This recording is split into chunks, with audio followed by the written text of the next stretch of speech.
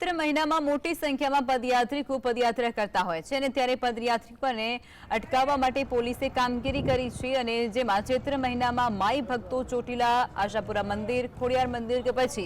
ભાવનગર બગદાણા સહિતના મંદિરોએ પગપાળા જતા હોય છે ત્યારે પગપાળા જતા યાત્રાળુઓની સેફટીને લઈ અને રેડિયમ પટ્ટી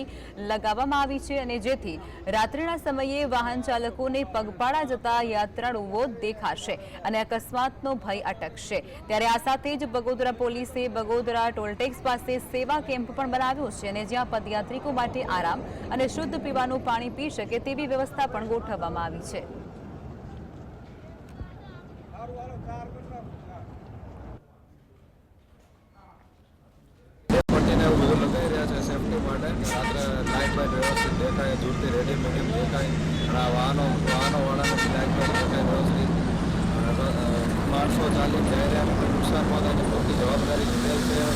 હજી એકાદ દિવસ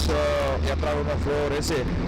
જ્યાં સુધી યાત્રાળુ અહીંયા નીકળતા રહેશે ત્યાં સુધી આ કાર્યક્રમ ચાલુ રાખીશું। સાથે સાથે હાલમાં ગરમીનું પ્રમાણ પણ ખૂબ વધારે હોય તો રાત્રિના સમયમાં જ યાત્રાળુઓ મોટાભાગે